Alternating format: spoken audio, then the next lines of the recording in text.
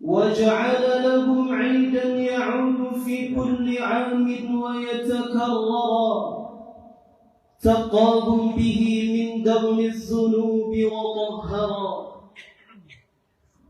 فما مضى شهر الصيام إلا وأتبعه بأشهر الحج إلى بيته المطهر. أحمده سبحانه على نعمه التي لا تحصى، أشكره وهو المستحق لأن يحمد ويشكر.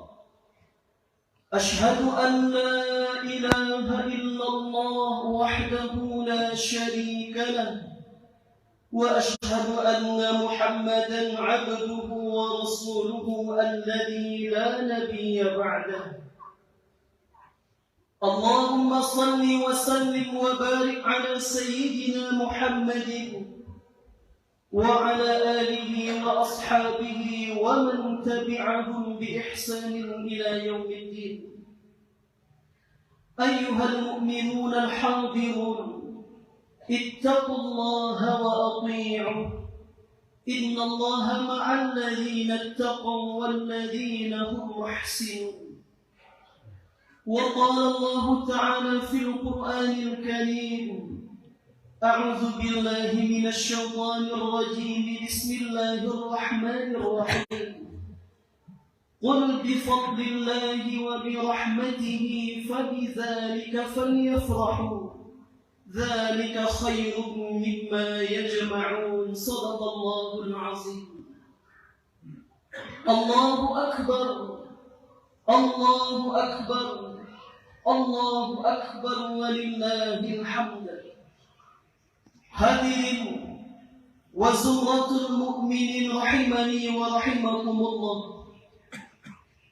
Pada hari ini tanggal 1 Syawal 1444 Hijriah, kita kembali berkumpul duduk bersimpuh di atas sajadah, bersama-sama menggemakan pujian keagungan kepada Allah, sehingga bumi dan langit di sekitar kita gemuruh syahdu dengan suara takbir, tahlil dan tahmid. Kita serentak larut dalam sujud, meletakkan dahi di atas sajadah, sembari mengadukan kefakiran diri kepadanya. Denyut jantung menyentuh kalbu yang fitrah, membuat kita larut semakin tak berdaya. Terasa berlinang air mata kegembiraan dan kesedihan. Kita bergembira karena hari ini kita telah menyelesaikan perjuangan berat melawan hawa nafsu dan syahwat. Bahagia karena kita telah menuntaskan kewajiban mulia, kewajiban berpuasa. Bahagia karena pada pagi ini kita telah resmi menjadi seorang pemenang minal aidin wal faizin. Namun di saat yang sama hadirin, hari ini juga sekaligus menjadi hari yang penuh dengan kesedihan bagi insan-insan beriman. Ada perasaan yang bergemuruh dalam hati karena kita harus berpisah dengan bulan mulia, dengan bulan suci Ramadan. Terhitung sejak matahari tenggelam di ufuk barat kemarin sore, kita telah ditinggalkan oleh bulan yang penuh dengan berkah, rahmah dan maghfirah Allah. Aku melihat Ramadan dari kejauhan, lalu kusapa ia, hendak ke mana engkau? Dengan lembut Ramadan menjawab, aku harus pergi. Mungkin jauh dan sangat lama. Tolong sampaikan pesanku kepada orang-orang beriman. Syawal telah tiba, maka ajaklah sabar untuk menemani hari-hari hidupnya. Pakailah istiqamah saat ia kelelahan dalam perjalanan takwa. Bersandarlah pada ketawaduan saat kesombongan diri menghadap. Mintalah nasihat Quran dan sunnah dalam menghadapi setiap masalah. Sampaikan ucapan terima kasihku kepada insan-insan beriman, karena mereka telah menyambutku dengan sukacita dan melepas kepergianku dengan derayan air mata. Kelak akan kusambut dia di surga dari pintu Ar-Rayyan. Selamat meraih pahala terbaik, selamat berpisah, dan semoga berjumpa di tahun depan. Demikianlah kaum muslimin, seolah-olah Ramadan menyampaikan pesan terakhir dan salam perpisahan kepada kita orang-orang yang beriman. Allahu Akbar, Allahu Akbar, Allahu Akbar walillahil hamd. Hadirin yang dimuliakan oleh Allah Subhanahu wa ta'ala, di pihak lain terjadi pula perihal yang mengharukan. Ada anggota jamaah, sanak saudara, tetangga ataupun orang-orang yang kita kenal, yang mana mereka telah dipanggil oleh Allah Ta'ala dan meninggalkan kita semua.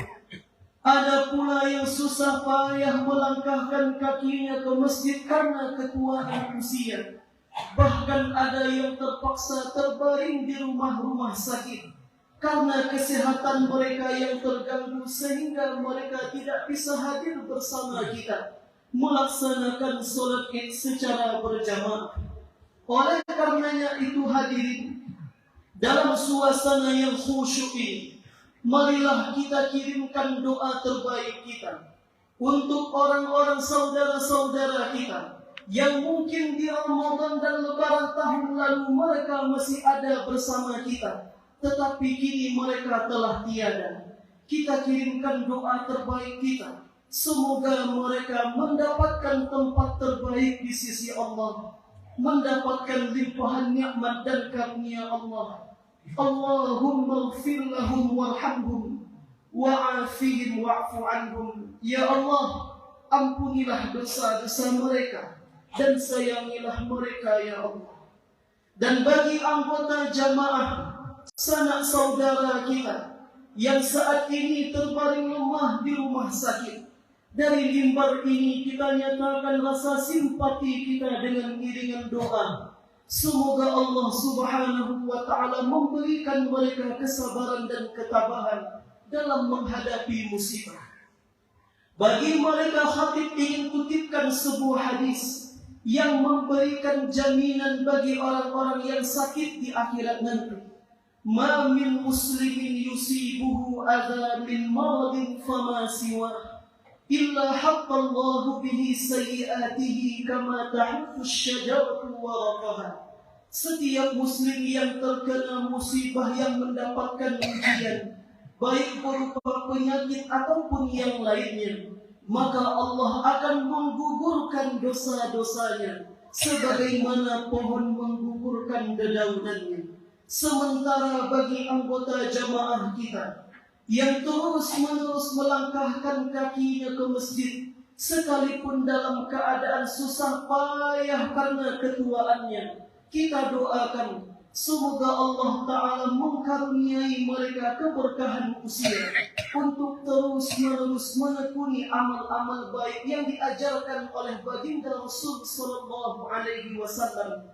Bukankah Nabi kita sendiri yang mengatakan, khairun nas man tala umruhu wa hasuna amaluh. Manusia yang terbaik itu adalah orang yang panjang umurnya dan baik amalnya. Wa syarrun nas man tala umruhu wa sa'a amaluh. Sementara manusia yang paling buruk itu adalah mereka yang diberi umur yang panjang, tapi umur itu ia habiskan dengan dosa dan kemaksiatan. Kita kirimkan doa untuk mereka hadirin. Semoga Allah memberikan mereka kekuatan untuk mengisi umur yang panjang ini dengan amal-amal kebaikan. Allahu Akbar, Allahu Akbar, Allahu Akbar walillahil hamd. Hadirin yang dimuliakan oleh Allah Jalla Jalaluhu, pada hari ini kita telah memasuki hari raya Idul Fitri yang sering kita istilahkan dengan hari Lebaran. Lebaran artinya kita telah siap untuk melebarkan ruang hati kita, untuk memaafkan kesalahan-kesalahan orang lain. Lebaran juga bermakna kita telah siap untuk melebarkan jiwa kita, untuk memohon maaf atas kesalahan yang kita lakukan kepada orang lain. Lebaran juga diartikan bahwa kita telah mampu dan kita telah siap untuk meluaskan dan melebarkan pikiran kita, untuk mengingat dan mengenang jasa kebaikan orang lain, terutama jasa kedua orang tua kita. Lebaran juga bermakna kita telah siap untuk melebarkan rasa kasih dan sayang kita, melebarkan kepedulian kita sesama manusia. Lebaran artinya kita telah siap untuk melebarkan rezeki kita kepada orang lain, terutama fakir, miskin, yatim dan du'afa. Bukankah khairun nas anfa'uhum linnas? Manusia yang terbaik adalah mereka yang paling bermanfaat kehadirannya di tengah-tengah manusia. Oleh karena itu, hadirin saudara-saudaraku yang dimuliakan oleh Allah Subhanahu wa ta'ala, setelah sebulan penuh kita melaksanakan pengorbanan yang maha berat, kita telah mengumpulkan pundi-pundi amal. Di siang hari kita berpuasa, di malamnya kita hidupkan dengan qiyamul lail. Segala bentuk kekurangan ibadah puasa telah kita tutup dan sempurnakan dengan zakat fitrah. Hingga hari ini kita telah beralih dari bulan Ramadan menuju bulan Syawal yang penuh dengan kebahagiaan dan kemenangan. Oleh karena itu, setidaknya ada beberapa hal yang mesti kita laksanakan agar kefitrahan kita tetap terjaga. Yang pertama, hadirin, belajarlah agar selalu berbaik sangka kepada siapapun. Jangan biarkan hidup kita ini dipenuhi oleh prasangka buruk. Sebab apabila pikiran kita buruk, ucapan buruk, sikap perilaku pun buruk, jangan-jangan akibatnya adalah nasib dan kehidupan kita pun menjadi buruk. Kalau kita berprasangka baik, insya Allah pikiran kita akan baik, sikap perilaku kita akan baik, ucapan kita pun akan baik, dan mudah-mudahan akan memberikan nasib dan kehidupan yang baik pula kepada kita. Karena itu, prasangka baik yang harus kita laksanakan itu ada dua hal. Yang pertama adalah berprasangka baik kepada manusia makhluk ciptaan Allah. Lebih-lebih lagi berprasangka baik kepada Allah Subhanahu wa ta'ala, Sang Maha Pencipta, yang menentukan seluruh takdir-takdir kehidupan kita. Bila mana hidup ini terasa sempit dan sulit, bila mana hidup ini seakan-akan tidak adil dan tidak berpihak kepada kita, di saat itulah hadirin kita diuji. Apakah kita bisa menjadi hamba Allah yang tetap bisa berbaik sangka kepadanya? Bukankah baginda Rasul sendiri yang mengatakan, la yamutanna ahadukum illa wa huwa yuhsinu dhanna billah. Janganlah kalian mati kecuali dalam keadaan berbaik sangka kepada Allah Ta'ala. Namun apabila prasangka buruk yang kita kedepankan, maka ingatlah peringatan dalam surah Al-Fath ayat yang ke-6. وَيُعَذِّبَ الْمُنَافِقِينَ وَالْمُنَافِقَاتِ وَالْمُشْرِكِينَ وَالْمُشْرِكَاتِ الظَّانِّينَ بِاللَّهِ ظَنَّ السَّوْءِ, bahwa Allah akan mengazab siapa saja yang hati dan pikirannya dipenuhi dengan prasangka buruk. Hadirin yang dimuliakan oleh Allah Azza wa Jalla, perkara yang kedua yang mesti kita laksanakan adalah berusahalah untuk mengingat jasa dan kebaikan orang lain. Untuk apa kita mengingat jasa dan kebaikan orang lain? Tentu saja agar kita bisa membalas budi. Ingat orang tua, ingat ibunda kita. Ibunda kita 9 bulan mengandung, 2 tahun menyusui, bersimbah darah, bercucur keringat, berurai air mata, demi menjadikan kita menjadi anak yang berguna. Maka itulah pertanyaan yang harus kita jawab dan kita renungkan di pagi ini. Apa sekiranya balas budi yang sudah bisa kita berikan kepada kedua orang tua kita?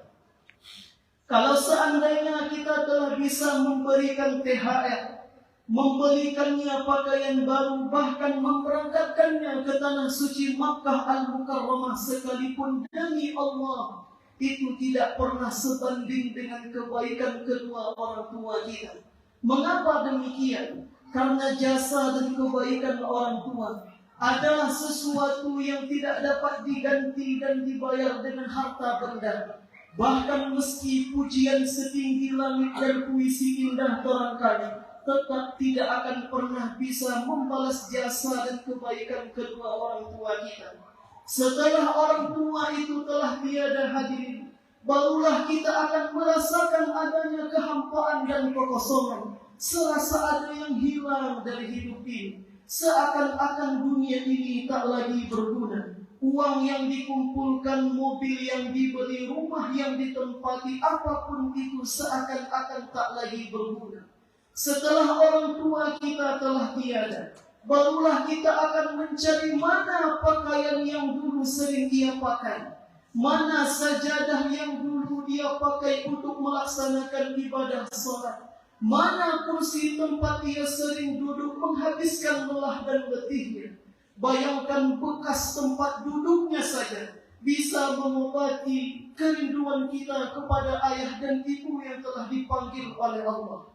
Setelah ayah dan ibu telah tiada, barulah kita akan mencari mana Quran yang dulu sering dia baca. Kita terbangun di tengah malam bersimpuh di atas sajadah kesayangannya, lalu kita buka ayat dan surah yang dulu sering disenandungkannya. Tak terasa air mata akan mengucur semakin deras ketika kita terbayang dengan wajah dua malaikat yang senantiasa menatap kita dengan penuh cinta dan kasih sayang. Begitulah yang akan kita rasakan jika sekiranya orang tua kita telah dipanggil oleh sang pemilik sejati. Akan tetapi hadirin rahimani wa rahimakumullah, jika hari ini ayah dan bunda kita masih ada, maka ciumlah tangannya yang selama ini telah bekerja demi kebahagiaan anak-anaknya. Pandangilah jari jemarinya yang sering bergemetar. Ciumlah keningnya. Inilah kening yang sering berkerut karena memikirkan masa depan anak-anaknya. Pijitlah kedua kakinya. Itulah kaki yang telah hilang kekokohannya, karena di masa muda ia telah bekerja demi kebutuhan anak-anaknya. Bahkan pandangilah langkah kakinya yang sudah mulai tertatih-tatih. Peluklah tubuhnya pagi ini, tubuh yang semakin hari semakin tua dan melemah. Teleponlah dia, meski sesibuk apapun dirimu, karena akan datang suatu masa di mana HP-nya berbunyi tetapi tidak ada lagi yang akan mengangkatnya. Selagi ia masih ada, maka senangkanlah hatinya. Kalau hatinya lapang, maka lapang rezekimu. Ketika hatinya senang, maka senang pula hidupmu. Tetapi bila mana hatinya sempit karena meleleh air matanya karena rindu tak pernah engkau telepon dan engkau jenguk, maka ketika itu engkau akan berenang dalam kesengsaraan. Maka pagi ini hadirin yang dimuliakan oleh Allah Azza wa Jalla, marilah kita berjanji, marilah kita bertekad bahwa kita akan memuliakan kedua orang tua kita. Kita akan berbakti kepadanya, berupaya terus membalas budi kepadanya. Jika seandainya kita berada di hadapannya, maka kepakan sayap itu tidak akan kita tinggi-tinggikan. Kita akan senantiasa merendah menunduk kepadanya. Maka pagi ini hadirin, marilah kita kenang jasa dan kebaikan orang tua kita, yang dengannya kita akan semakin paham dan sadar bahwa kita bukanlah siapa-siapa tanpa kedua orang tua kita. Allahu Akbar, Allahu Akbar, Allahu Akbar walillahil hamd. Perkara yang ketiga yang harus kita laksanakan dalam rangka untuk menjaga kefitrahan kita adalah jangan pernah menjadi orang yang pendendam. Hadirin, kalau kita menyimpan-nyimpan kesalahan orang lain, hidup kita akan sempit dan kebahagiaan hidup tidak akan pernah kita dapatkan. Kalau orang lain punya salah, Anggap saja dia sedang lupa atau mungkin dia tidak sengaja. Lantas kenapa kita menjadi orang yang menyimpan-nyimpan kesalahan orang lain? Kenapa lantas kita menjadi pribadi yang mendendam? Sampai kapan kita akan mendendam kepada orang lain? Apatah lagi itu adalah kerabat kita sendiri. Maka hari ini lebarkan maaf kita dan bukalah lembaran baru. Bukankah saat presiden yang pertama meninggal dunia, ketika itu yang menjadi imam solat jenazah adalah ulama karismatik Minangkabau Buya Hamka. Padahal 2 tahun 4 bulan lamanya Buya Hamka mendekam dalam penjara atas perintah presiden yang pertama. Tetapi lihatlah hadirin, ulama kita Buya Hamka memberikan suatu keteladanan yang sangat mahal, bahwa tidak ada keuntungan yang akan kita dapatkan jika kita menjadi orang yang mendendam kepada saudara-saudara kita. Begitulah yang pernah disampaikan oleh Rabi'atul Adawiyah. Ia mengatakan, aku tidak punya waktu untuk membenci dan mendendam kepada orang-orang yang membenciku, karena aku terlalu sibuk mencintai Allah yang mencintaiku. Dan yang keempat hadirin, perkara yang terakhir, apa yang harus kita lakukan agar kefitrahan kita tetap terjaga? Maka sering-seringlah mengevaluasi diri. Kenapa kita harus sering-sering mengevaluasi, menghitung-hitung, memuhasabah diri kita? Karena tidak akan pernah tertukar. Takdir adalah hasil dari perbuatan kita selama ini. Kita yang hari ini adalah hasil dari pilihan-pilihan hidup yang kita buat putuskan di masa lampau. Jika kebaikan yang kita tanam, demi Allah kebaikan yang akan kita panen. Bila mana keburukan yang kita tanam hari ini, maka di masa depan keburukanlah yang akan menanti kita. Bukankah kaidah kehidupannya Allah sematkan dalam Al-Quran begitu indah? وَعَسَىٰ أَن تَقْرَبُوا شَيْئًا وَهُوَ خَيْرٌ لَكُمْ وَعَسَىٰ أَن تُحِبُّوا شَيْئًا وَهُوَ شَرٌّ لَكُمْ. Dalam kehidupan ini, terkadang kita mendambakan, mencita-citakan sesuatu, tetapi tidak diijabah oleh Allah Subhanahu wa Ta'ala. Mengapa? Karena itulah yang terbaik bagi kita. Dan terkadang kita hadirin tidak menginginkan sesuatu itu terjadi kepada kita, tetapi justru Allah berikan kepada kita. Kenapa? Karena Allah tahu itu pula lah yang terbaik bagi kita. Wallahu ya'lamu wa antum la ta'lamun. Dalam hidup ini hanya Allah lah yang paling tahu apa yang paling terbaik dan apa yang paling kita butuhkan dalam hidup, sementara kita tidak tahu apa yang sebetulnya yang terbaik bagi diri kita. Oleh karena itu hadirin, jika seandainya terjadi suatu takdir yang tidak menyenangkan hati kita, maka evaluasilah diri, ikhlaslah, berprasangka baiklah kepada Allah Subhanahu wa Ta'ala, dan jadilah hambanya yang sabar. Karena Allah Ta'ala tidak akan pernah menyia-nyiakan kesabaran kita di atas ujian demi ujian hidup. Dan percayalah, kesabaran kita akan bersemi bila musimnya telah tiba. Fa'tabiru ya ulil albab la'allakum tuflihun.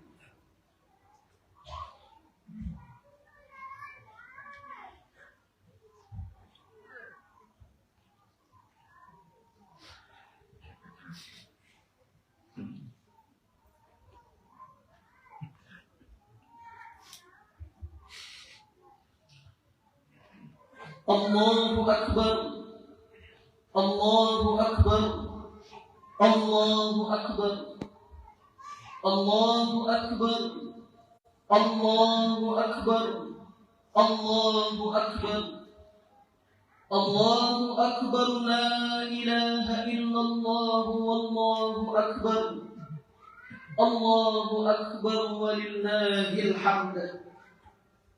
Hadirin yang dimuliakan oleh Allah Subhanahu wa Ta'ala, akhirnya marilah pada suasana yang haru dan sangat istimewa ini, khatib ingin mengakhiri khutbah dengan sama-sama berdoa.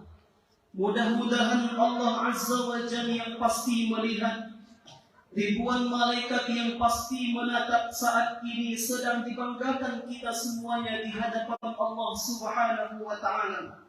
Mudah-mudahan malaikat yang hadir bersama kita di pagi ini ikut mengaminkan apa yang kita pinta kepada Allah Subhanahu wa Ta'ala. Marilah kita hadirkan hati dan jiwa kita. Kita tanagahkan tangan kita ke atas langit sembari memenuhkan tawakal kita kepada Allah Subhanahu wa Ta'ala. A'udzu billahi minasy syaithanir rajim. Bismillahirrahmanirrahim. Alhamdulillahi rabbil alamin. Wassalatu wassalamu ala asyrafil anbiya'i wal mursalin wa ala alihi wa ashabihi ajma'in. Ya Allah, ya Tuhan kami, di hari yang fitri ini ya Allah, kami memohon kepada Engkau, terimalah amalan-amalan kami, ibadah salat kami, puasa, qiyamul lail, zakat dan semua ubudiyah kami. Sempurnakan kekurangannya ya Allah. Ya Allah, ya Rahman, ya Rahim, ampuni dan selamatkan orang tua kami.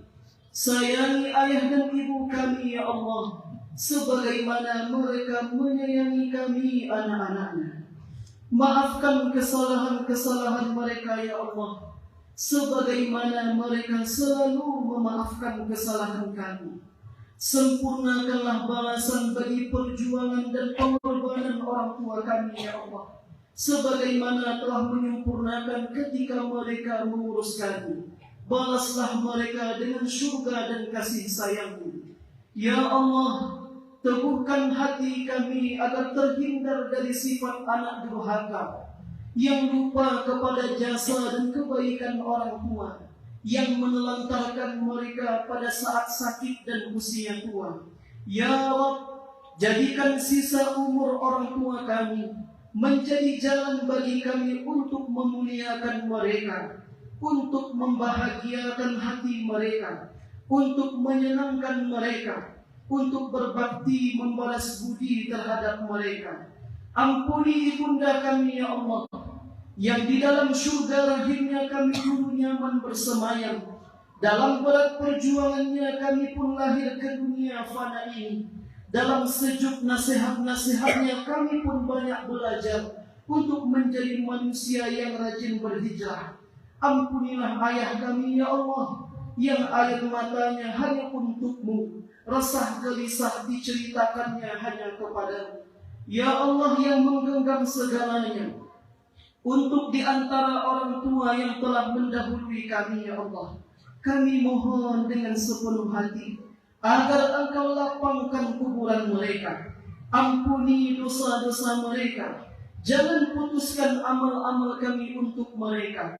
Andai kami berbuat kebaikan, limpahkan ganjaran dan pahala untuk orang tua kami. Beri bagian mereka lebih banyak daripada bagian kami. Ya Allah, jika dosa kami membunuh, ampunilah. Jika keburukan kami tersingkap, maka tutupilah. Jika kegelisahan kami bertambah, hilangkanlah. Jika jiwa kami tersesat, kembalikanlah ke jalan-Mu. Ya Allah, bahagiakanlah orang yang saat ini sedang bersedih. Kuatkanlah orang yang saat ini sedang berada di titik kelemahannya. Sabarkanlah orang yang saat ini ditimpa ujian dan musibah. Lapangkan orang yang saat ini sedang dalam kesempitan hidup. Mudahkanlah orang yang saat ini sedang berjuang menggapai sesuatu. Sehatkanlah orang yang saat ini sedang sakit. Ya Allah yang Maha Mengasihi, bahagiakanlah rumah tangga kami. Karuniakan kepada rumah tangga kami yang kesejukan, yang bahagia, sakinah, mawaddah, warahmah, yang patuh kepada-Mu. Berikan kepada kami ya Allah anak yang soleh dan solehah, sehat lahir dan batin. Karuniakan kepada kami rezeki yang halal, berkah melimpah, yang membuat kami semakin tekun beribadah. Rezeki yang mengantarkan hidup kami menjadi ahli sedekah. Ya Allah, berkati kampung halaman kami, tetangga kami, sahabat kami, berkati para pemimpin bangsa dan kaum muslimin dimanapun mereka berada. Ya Allah, jadikan kami menjadi orang yang mendapat panggilan mesra. Ya ayyatuhan nafsul mutmainnah, wahai jiwa-jiwa yang tenang, irji'i ila rabbiki radiyatan mardiyah, fadkhuli fi ibadi wadkhuli jannati. Ya Allah, bila mana waktu kami telah tiba, bila giliran kami telah datang, cabutlah nyawa kami ya Allah pada saat kami berada pada puncak keimanan kami. Ambillah nyawa kami ketika kami berada pada puncak ketakwaan dan kerinduan kami kepadamu. Matikan kami ya Allah di atas iman dan Islam, mengakhiri hidup dengan kalimat La ilaha illallah Muhammadur Rasulullah. Rabbana atina fid dunya hasanah wa fil akhirati hasanah wa qina azaban nar. Walhamdulillahi rabbil alamin. Wassalamu alaikum warahmatullahi wabarakatuh.